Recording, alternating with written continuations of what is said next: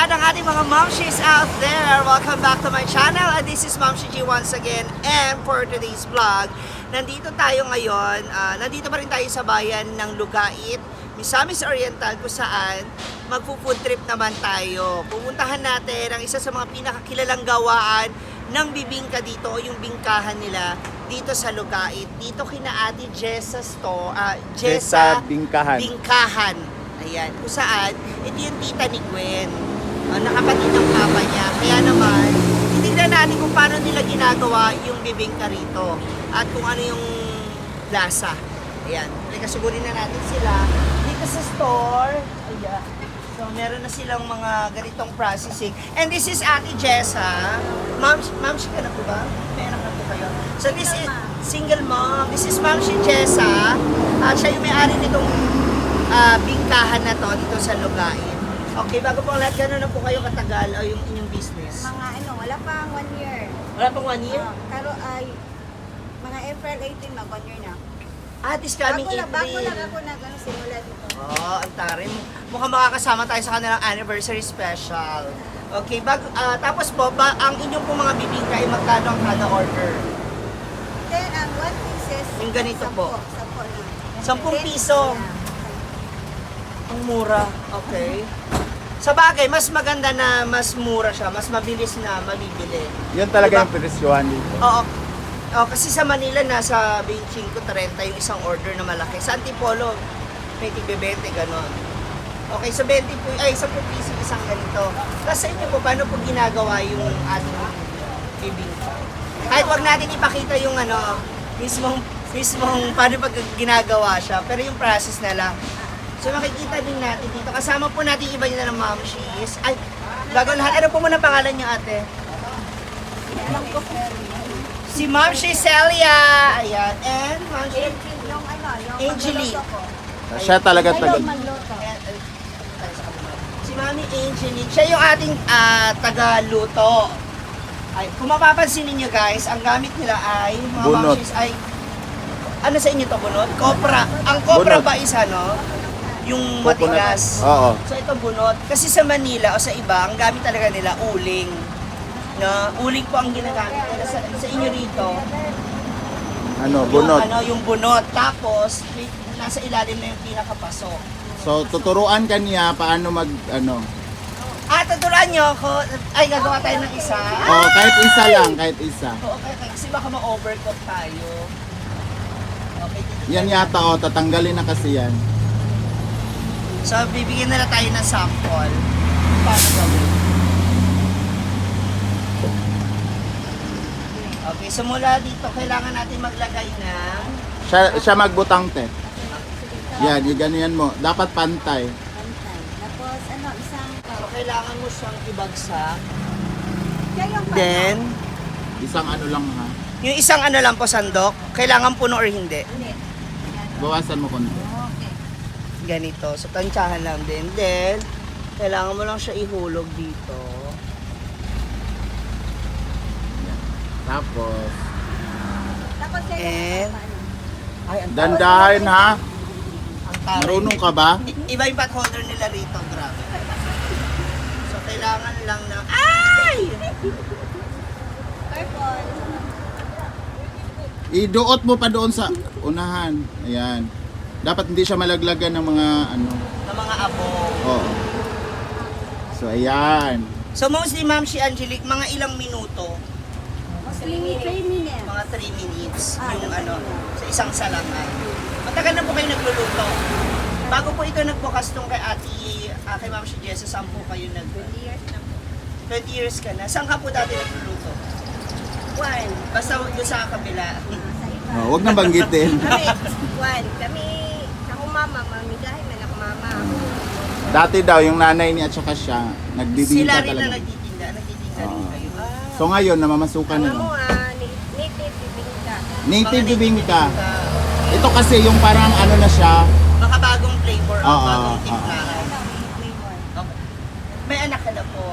Given a chance, yung anak mo ba, kunyari gusto niya rin yung ganitong klase ng Yung anak niya negosyo? naluluto ni tita. Talaga? Taray na ipapasa-pasa talaga siya. Ang bongga. Oh, sandali, i-check muna natin yung iba baka masunog. Yan, tulad nito nasunog. Oh. Ang sunog. Oo, Hindi talaga.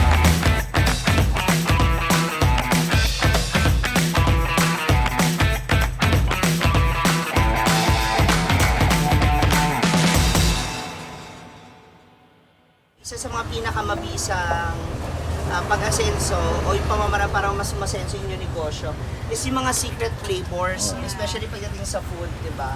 At saka yung marketing, yung klase ng marketing, kung paano mo siya pinapakilala, at paano mo siya ibebenta sa masa. Ito na, mura na itong 10 piso ha. Kasi anin mo yung nabibenta ka ng 25 o 30, pero ang tagal maubos. Okay rin Ang yung dami sa- pa naman yung competition. Yes. Especially kung maraming bibingkahan or mga nagtitinda sa paligid mo. Okay, so mga 3 minutes pala itong ating lutuan. So kailangan may adjustment. May init mula sa taas, tapos may init din dun sa Ilalim. baba. Okay. Para ano yung... Kung sa ano yan, pugon. Pagod, yes. But, napapasma ka din dito, Ate Angelique. O kasi sobrang init eh, di ba? So, bawal siya magugas diretso. Mabasa-basa. So mga ilang hours bago kanya makapaghugas ng kamay. Ano? Ha? Tapos na rin. Mainit na tubig, pwede na. Okay, or maligam-gam. Kamusta naman po Ate Jessa ngayon yung bentahan dito sa inyong Okay lang. Okay lang. Nakakarami. Minsan mauubos. May time din na narinig ka maubos. Sa isang araw, nakakailan po kayo Depende. Ano kasi yung lutuin ko is 8 kilos. So, more than 8 kilos? 8 kilos. So, pag maubos lahat, siguro mga 3,700 or 4,000 yung Piraso. binta. Cash na yon. Okay na rin pala, may 4,000 ka. Tapos meron kang dalawang or more than 2 yung iyong tauhan makasama. Alright. Hindi na rin masama, di ba? Sa dami ba naman ng mahilig din sa bibingka dito, for sure makakaubos tayo. Sige po. Titingnan natin maigi kung paano magiging resulta ng aking ginagawa. Kuntian mo lang, Day. Sige pa, kuntian mo pa. Yan. Taray. Parang bagay yung career na ganyan sa'yo. Alam mo, parang lalo ako matutusta nito. Tusta na nga yung kulay ko, lalo pa ako matutusta.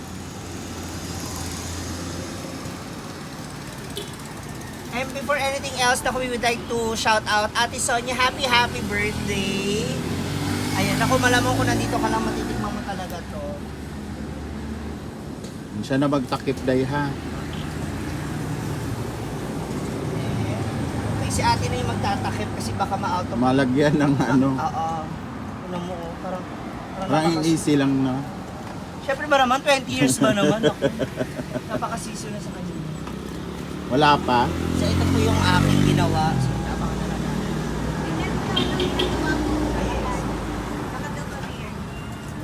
Di, ikaw tagatingin yung sa'yo. Okay. Puti pa. Puti pa. Pero lumiki na yung ibabaw. Lumiki na. Nagliki-liki na siya. Diretso na to, Day.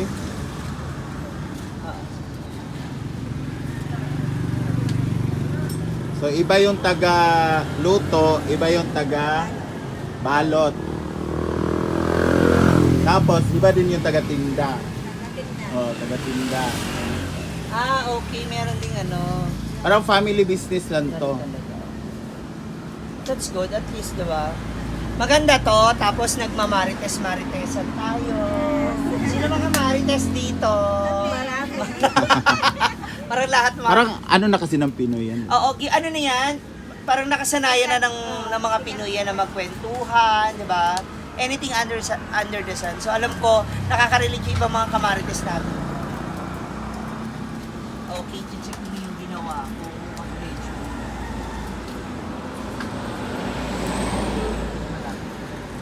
Malapit na ilang oras na lamang po.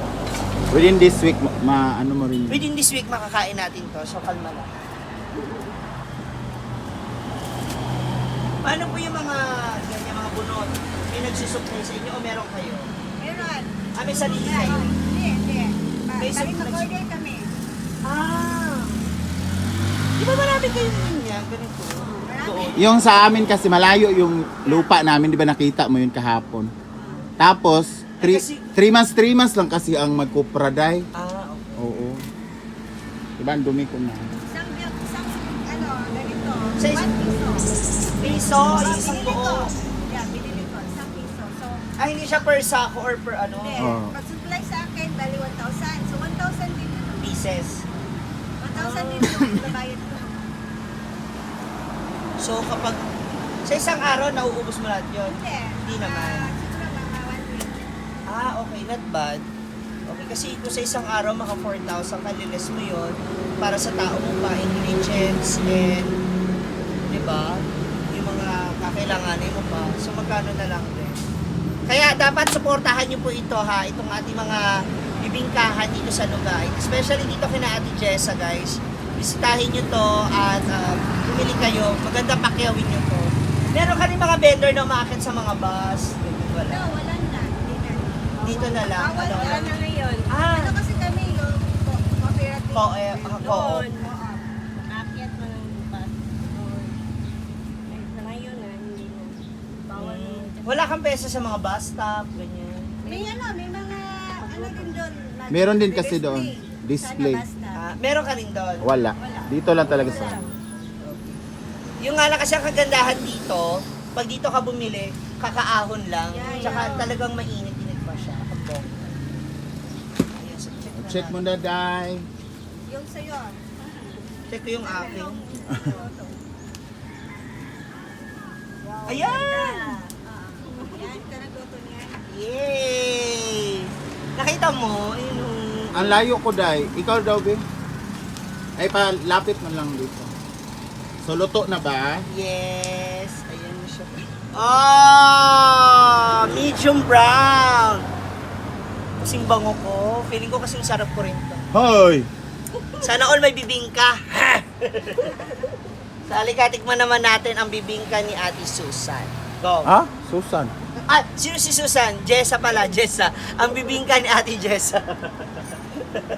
Okay, so nandito na tayo, mga momshies. It's time para sa tikiman portion. Yeah. Siyempre, since magpo-food trip tayo, order kami ng 10, pero ito yung aking ginawa. Ayun, ito yung aking ginawa. Yan! O, tingnan nyo naman, di ba? Kaloka. Liki. Bakit parang may lumulip? Ayan, so titigban natin siya. Bingka na liki. Ikaw ate, kain ka rin. So meron din kami mga, paano, tikman mo yung tinda mo. Yeah, maganda yan. Tinda mo, kain mo. Ganyan. Tikman natin siya.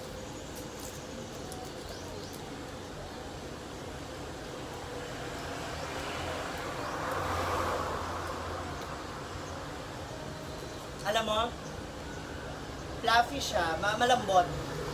May bigat kasi kaluluto lang. Tapos malalasahan mo yung, pwede ko ba sabihin yun? Yung butter. Tsaka yung mani. Ang kakaiba to, alam mo kapag ano kasi, mostly ang bibingka sa Manila, makikita mo lang yan kapag Pasko, simbang gabi, ganyan, tsaka yung puto bongbong. Dito Pero alam mo ba guys, alam niyo ba na mas ano ko talaga ang puto bongbong sa bibingka. Pero ngayon, walang etchosa, walang ano ba to? Walang halong kakimihan. Masarap siya, promise. So, naniniwala ka na sa the very delicious bibingka. Yung sinasabi ko sa Miss Q&A. Totoo, ano siya, fluffy, tsaka hindi nakakaumay. Tsaka hindi pa siya, sorry pero meron iba kasi yung texture nung, eto pinaka-dough niya.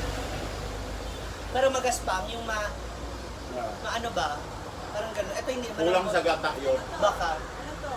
Bigas. Bigat. Bigas kasi, pure rice talaga. Kasi iba harina. Nahalo harina. So ito purong purong Bigas. bigas na giniling. Sarap. Tapos mamahalin pa na bigas. So, tag 40 plus, 50 plus. Sarap. Isang kilo ng 24 yung biling mo sa isang kilo. Para sana biling ko. Iba pa rin talaga pag may quality yung binibenta mo. Especially pag sa food. Tsaka dito kasi, kailangan marami kang gata. Para mas ano, no? Mas yung lasa, manunood. Tingnan mo yung kamay mo, di ba, ma-oily? Ano, sa isang sa buong linggo, ano yung pinakamalakas na araw ka? Nagbenta. Ang ano, Saturday yan. Weekends, Sabado, Linggo. Marami kasi ano, Wala ka ilang. travel. Mm. Kaya dito, Maraming dumada. Hi po! Lola ko. At ang pagninegosyo nyo, itong bingkahan, ninana mo pa kay mami or nasa pamilya na talaga? Dati tinapay. tinapay. May Lola kiri- naman, hindi, lola may- natin. Lola Oh, namin, di ba? oo. Yung sa ano, yung sa... Yung ancestral. Mm. Yung sa sister. mga lola ko. Nagawas na yung So yung pag-bake talaga, nasa pamilya nila. Grabe, nalalasahan And trivia lang yung pamilya talaga ng lolo ko at lola ko. Yung mga ninuno nila is ang pinakamayaman dito sa Aligahe. Before, So ngayon, kasi yung banda dyan, yung tinatayuan ng mga sa amin. yung wholesale, sa amin yan dyan. Before. Lupa niyo. Kaso lang, alam mo yung matanda dati na barter lang ng asin, barter lang ng tabako. Totoo yan. Kami yung pinakamayaman, maraming lupa dito. Na-mismanage lang kasi nga, di ba, sa mga ninuno before, Sama ka. wala kaming bigas, barter Ibenta. tayo. Barter lang din. palitan. Oo. Baliktad lang. Walang alam. Kaya pag punta ka ng lugar, tapos sabihin mong bugay, ang unang ituro talaga dito, yung ito na lugar. Kasi amin din to dito eh. Nabili-bili lang. Pati yung simenteryo sa baba, amin yan. Oh. Ang bongga na ba Yung parang- falls atin din, di ba? Ang bongga na ba parang nung kaibigan ko? Ka-or, sinabi niyo lang sa falls, sa Talukuban. Ang ganda. Nakapunta ka doon? Dito ka lang sa to. Nagparamdam sa akin ang kalikasan. Grabe. Sarap. Alam mo, tamang-tama hindi tayo nag-almusal ah. Nag-coffee lang tayo. Mga parami ako. Kasi, Pang-almusal na yan. Ano kasi? Bigas. Mabigat din to sa siya. pero feeling ko, alam niyo, mas masarap kung medyo masarap siya. Pero yung mga nakakain ko kasi nahanap yung ganito oh. Pinatatoast ko yung ibabaw. Toasted. Tapos yung ibabaw, wala, gusto ko siya. Yes, tsaka ano kasa yung half, yung parang maputla. Mas gusto ko yung ganito. Yung iba naman ayaw nun kasi di ba sabi nila pag Yeah. May kanya-kanya naman kasing ano yan. May customer kasi na ano, gusto nila yung hindi kapag daw. Gusto nila yung hindi daw. Tapos may ano, customer din na gusto nila pagod. pagod kasi sa amin. Tusta. Mm. Yung pagod. Pagod, tusta, Yung pagod sa ano. tired. Pagod. So, mas gusto ko siya talaga. So hindi ako nag-choose lang doon sa Yeah. kasabihan ko Kasama sa intro niya na Miss Twenty. The very The very delicious. and tasty. Yes.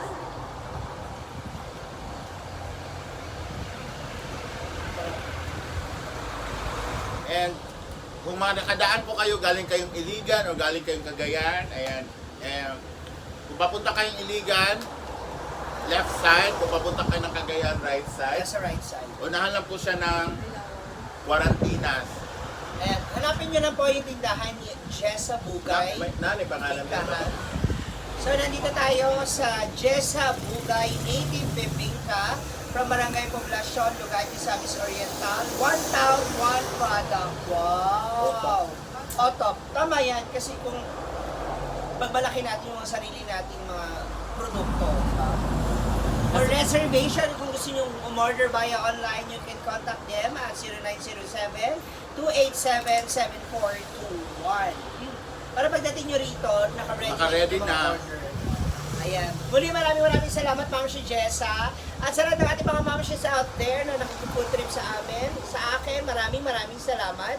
Again, don't forget to follow and like the YouTube channel and Facebook page of Yeah. Gwen. Feng Gwen po sa aking YouTube channel and of course, Gwen Comang sa aking page. Ayan sa akin naman po, Ma'am Shi G sa YouTube channel and Althea Bababong sa aking FB page. Meron kayong Nagsisimula pa lang ako. sa promotion sa, maganda yan sa social media. Mas maganda yan, anong name? Just sa Rakiterang single mom. Ang Rakiterang Single. Ang taray! Parang pagtawag ng tanghalan ng laban. True! Maraming salamat guys! God bless! Bye! It's DJ.